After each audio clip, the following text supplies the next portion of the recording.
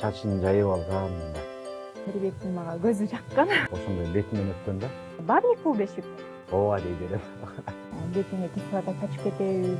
Андан көрөсөм өзүңдү сакта. Камырды чынында өмүрүмдө жууп көргөн эмесмин. Жасаган тамагына эч нерсе жетпейт. Кайнененин камырынан да деп. Мен оюма койсом, мен азыркыга чейин жашырмакмын. Суроолордун бардыгына жооп.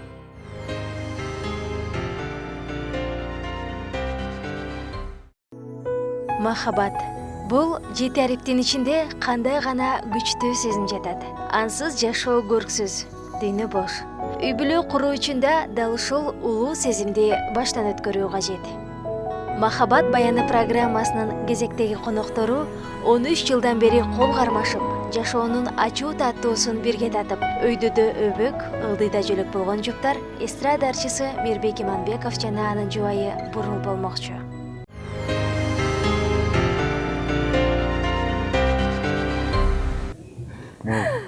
Чикунун канча жашта эле могу? 2 жаш болуш керек деп ошону. 2 жаш, арки 4 жаш, Жок. Эмеде 6да болчу. 2 жаш. Жок, 5те болчу. 5те? 5те болчу экен. Бул клип менен баягы көптөгөн суроолордун бардыгын жаап койдум десем болот да, жооп да бул. Көптөгөн суроолорго жооп болду. Мынакиси үй бүлөмдү тарттым. Эми калган элдер өздөрү көрүп, өздөрү түшүнө болот деп ойлойм. Үй бүлөм үчүн сыймыктанам, үй бүлөм үчүн кубанам. Аллага 1000 мертебе шүгүрчүлүк келтирем. Мага ушундай үй бүлөнү бергенине. Бир кездерде шоу чөйрөнүн жаңы толкун доорундагы жаш ырчылардын сап башында турган Мирбек Иманбеков канчалаган күйөрман кыздардын жүрөгүн жаралаган. Бирок көз 1000 болсо жүрөк бир. Миңдеген селкилердин арасынан бир гана бекеч жүрөктүн ачкычын тапкан. Анда эмесе бул жуптардын махаббат баянын башынан угуңуз. Эркимди жипсиз байлады. Институтта окучук. Анан ошол жакта концерт болгон. Анан бизди чакырып мугалимдер. Анан ошол концертте ырдап аткам да. Ырдап атсам, эми талпа эл турат. Эл көп алдыда. Ошонун арасында мен келинчегим отурат да. Мен көзүмө ошол эле кыз көрүнүп атат да. Ошол эле кыз башкасы эч нерсе көрүнбөйт. Анан ошону эле карап ырдап атам да. Мындай айтканда көздөрүбүз ошондо бири-бирибизди байкап карап көрүшүп калганбыз да ошол. Келинчегим консерваториянын общагасында жашайт. Мен искусствонун общагасында жашайм. Анан курбулары менен сүйлөшүп отурганын мен түшүндүм да. Түшүнүп, значит, бул через курбулары аркылуу таанышсам болот деп ойлорду ойлоп койдум. Анан ошентип жана концерттеринен Золотая серединка деген концертинен чыгып баарыбыз кетип баратсак, ошондо кыздар ырдап эле калышты да, таластык кыздай деп, анан махаббатым деп ырдап калышты. Анан кечкелерди ортосунан надоели депчи. Тааныштыр деп отуруп, алар макулдугун берип, анан баягы встреча кыла турган болдук. Тааныша турган болдук. Анан баягы общаганын фойесинде отурат булар. Мага айтат. Анан кийин мен келатып, көрдүм да отургандар. Отуруп туруп баягы негедир дух деп коет го. Эрип жетпеди да мындай таанышкангачы. Өтүп кеттим да өзүм эле басып элечи. Анан тилер таң калып калып калды. Сыртка чыгып кетти. Анан кийин ошо менен кайра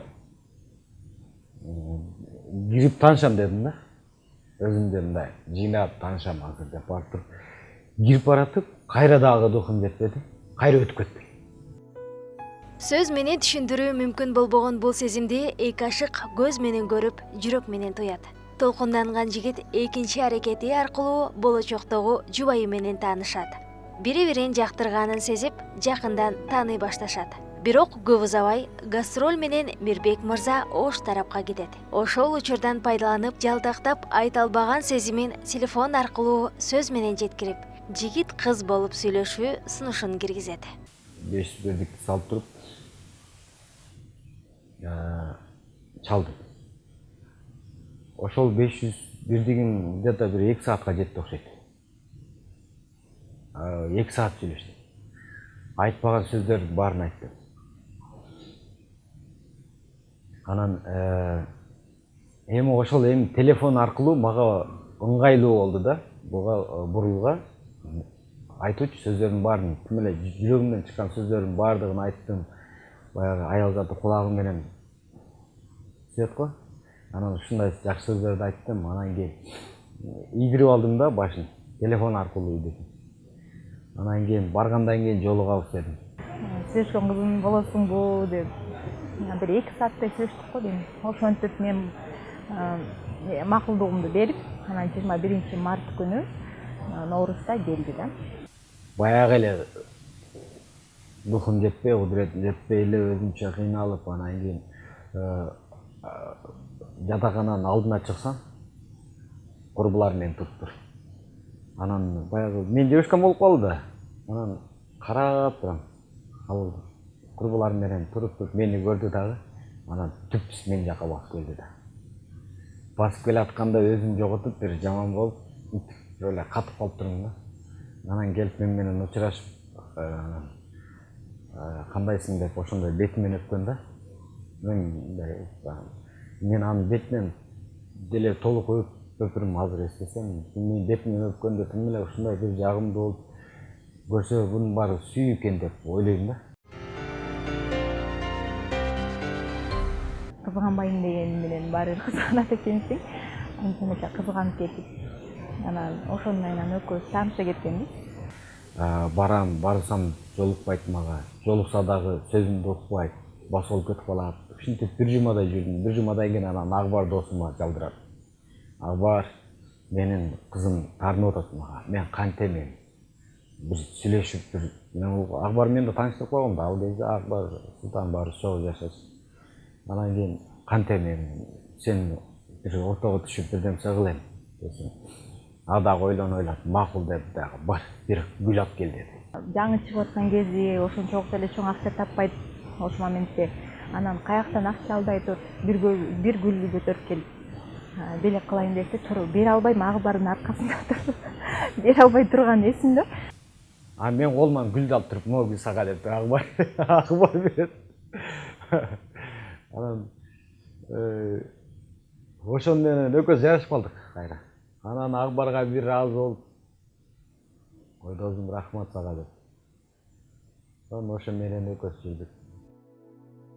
Ар бир чыгармачыл адамдын ырларын, өнөрүн, жүргөн турганын же атагын жактырган күйөрмандары болот эмеспи? Ошол кезде Мирбек Иманбековдун фанаттары өтө көп жана чектен ашкандары да четинен саналчу.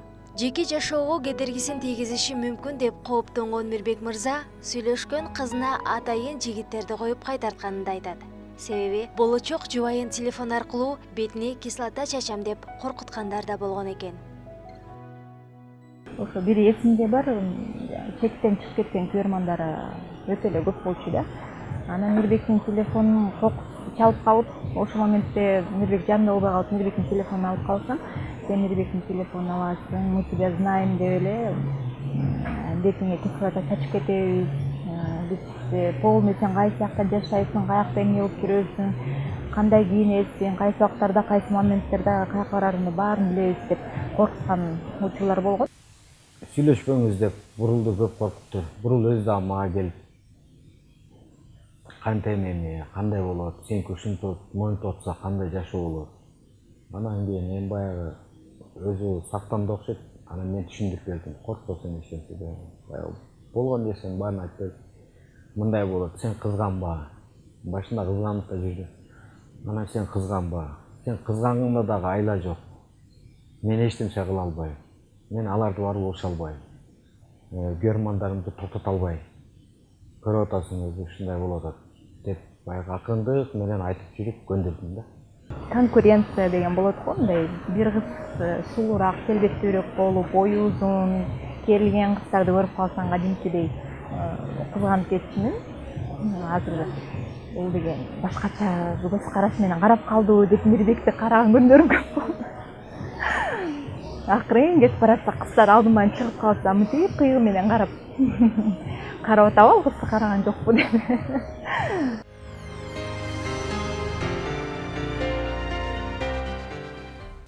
Учуп жүргөндө жанагы ырдырдадым эле. Сүйүү кандай башталарын, турмуш кандай куруларын депчи. Ушундай ырым бар. Түшүнбөдүң айтканыма, жүрөгүмдү жараладың. Сүйгөнүм сен карабадың деп. Өзүнчө образ менен ырдап, анан ошону угузуп тарынып жүргөндө могулдар сага арналап сүйгөнүм келчи кайра депчи. Сүйүү демин берчи мага. Ошону арнаганым эсимде, анан кийин жанымды арнаган. Жаным бир көрүп ашык болдум сага. Мен сага жаным деген ырды чыгардым, бул сага депчи. Анан окуганда аябай сүйүнгөм. Өзүнчө сүйүнүп, назданып, кылыктанып. Анан ал ырды көчүрүп алып өзүмө мактанып, курбуларыма мага ыр чыгарды депчи. Анан ой, ырчылар деген ушундай алып эле бир ырды чыгарып коелу, сага арнадым, сага чыгардым деп эле айтып беришет деп мени чалат беришчи. Могулар магабы, я могулар мага арналганбы дей берет. Анан мен ооба дей берем.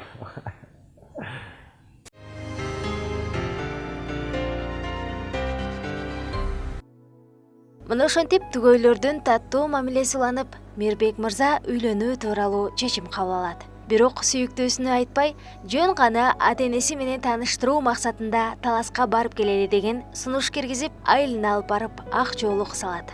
Эми баягы бала сүйөтсө ата-энеге каршы болбойт болуш керек. Ата-энем каршы болгон эмес.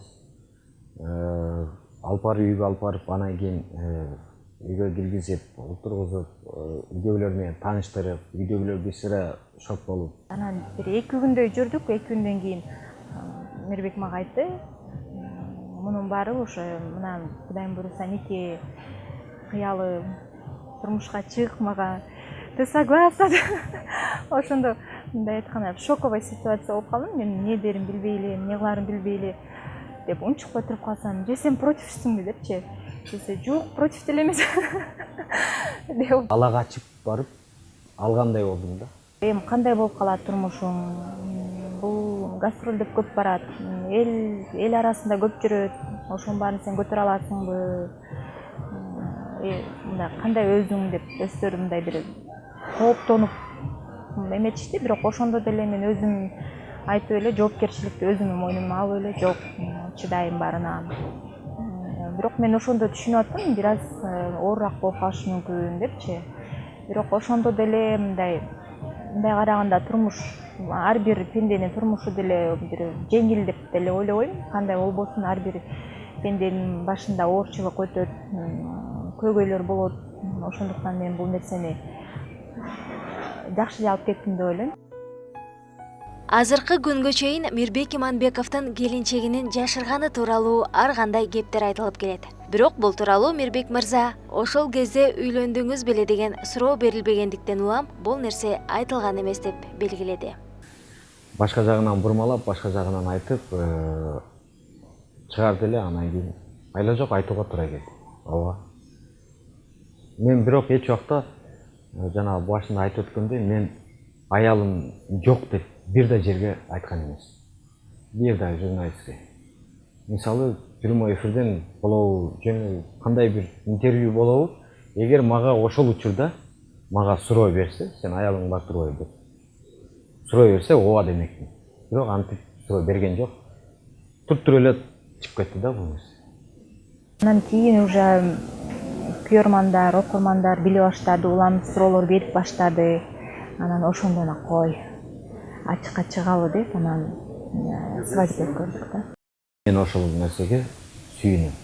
Ошол баягы жакшылыкты эртерээкинен көргөнүмдөчү. азыр уже көп нерсеге дайын енді. Сағындым жазды. Сагындым жазды. Мына ушундай аталыштагы ыр тасмага Мирбек мырза үй бүлөсүн тартып көптөгөн суроолорго чекит койгон. Негизи ушул сүрөттү көрүп мен эстеп кеттим да. Жанагы клипти тартып атканда мен тартыш деген оңой да. Жөн эле мынтип басып койдуң же мынтип койдуң деп ойлочумун. Көрсө оор экен. Бир эле кичинекей кадрды мындай жана таарынып калган жерим бар го. Айрыкча жери жанагы клипте урушуп аткан жерибиз бар. Ошол жерди бир анан канча дубль кылышты. Урушуп аткан жерибиз бар. Баягы күн тийип турат терезеден. Анан ошол жарык күн батып баратат да, бирок ошол жарыктыкты жоготпой эртерээк тартып баш керек, караң кирип кете электе. Болбосо камерага кара чыгып калат да. Анан буну жана ал жери барго клипте мынтип бүдөмсени туруп атып, анан таарынып туруш керек да мен урушуп аткан моментте. Бул ошол моментте бир таарына албайбы? Гүлүп кимге? Гүлүп бир 10 минутта күлүп берди да. Акырында жин илип кетти. Аягында чынында уруштум да. Унчуп кайтат. Аягында чынында уруштум. Анан кийин Насирне түштү окшойт. Анан ошол моментти кармап тартып калдык да. Кайдасың жазым, кайдасың менин айт сүйгөнүм.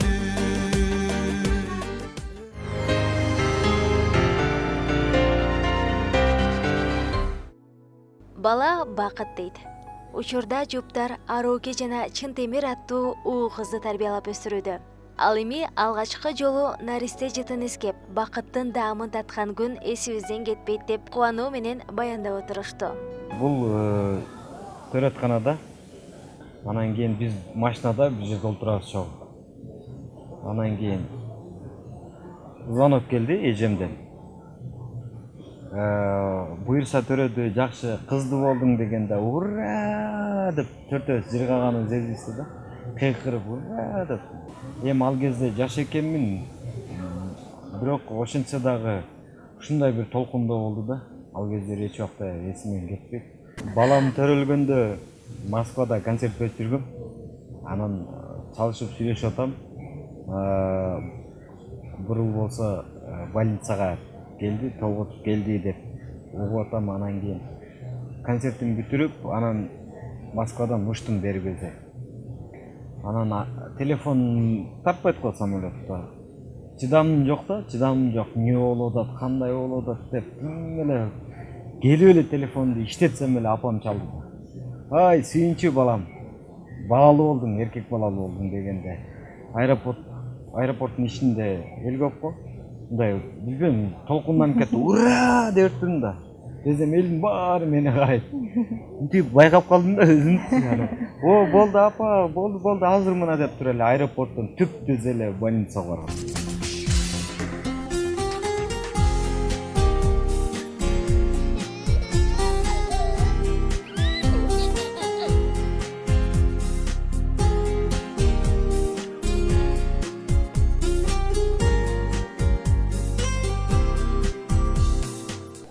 Жашоо үй бүлө деген бул оңой нерсе эмес.